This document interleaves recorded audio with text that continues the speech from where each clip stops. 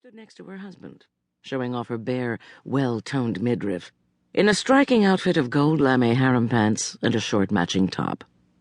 Her heavy emerald and diamond earrings, custom-made by Raj, a reclusive Indian jeweler whose unmarked shop in Paris was Mecca for the gem-loving rich, reminded me of military decorations from some defunct Middle European monarchy. My husband, Lucius, and I had known the Bromeyers for years. Lucius and Dick were old golfing buddies. Lucius had helped Dick get into the National years ago. Trish was a member of my summer reading group, an extension of the late Clara Willman's New York reading group.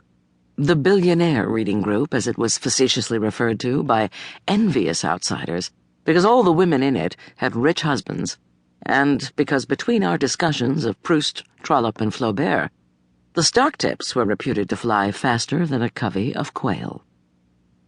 The Bromeyers had always been extremely kind to us, but it was when Lucius had his heart attack 3 months prior to my birthday party that night that they really came through. Dick put his helicopter at our disposal to transport Lucius from Southampton to New York. Dick and Trish had both kept me company, along with my best friends, Betty Waterman and June Kahn, in the depressing fluorescent hallways of New York Hospital during my long vigil when I thought Lucius might die. I may not remember, but I never forget, is my motto, and I felt very badly for Dick now that he was the target of a criminal investigation. I was letting him celebrate me, even though several of my friends had warned me to steer clear, as they put it, because I liked him, pure and simple. Since I have no children of my own, my friends are like my family. I stick by them even when it's inconvenient to do so. This is something I learned as a girl growing up in Oklahoma. United we stand, divided we're screwed, is what my father always said. We may have been unsophisticated back there in the Panhandle, but God knows we were loyal. Trish Bromeyer visibly preened at the appearance of Miranda Summers, whose presence at a party signified to our little set that we were in the right place. Miranda Summers, a canny beauty of indeterminate age, is society's cheerleader. She writes a column for New magazine under the pen name Daisy. New is society's scrapbook, dedicated to fashion, celebrity, and making social life appear fun, even on those frequent occasions when it's more tedious than jury duty.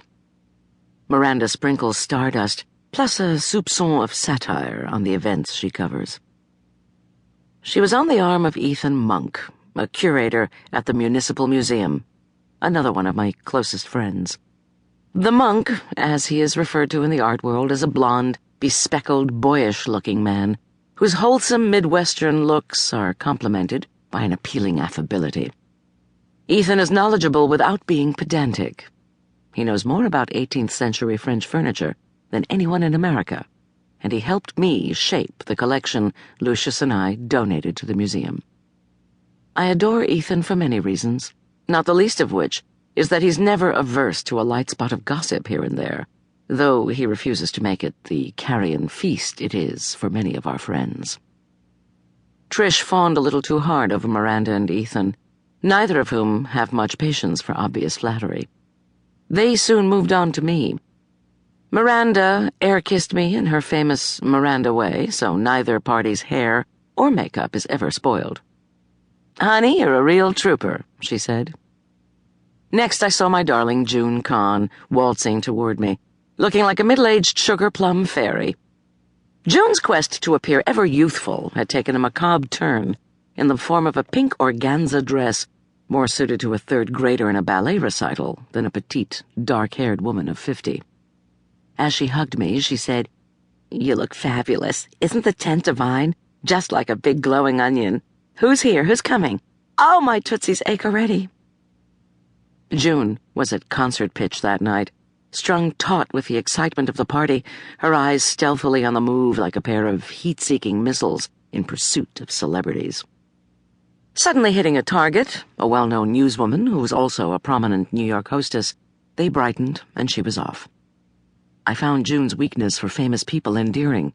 She reminded me of a little girl in a poodle skirt straining to get her autograph book signed by an oblivious star.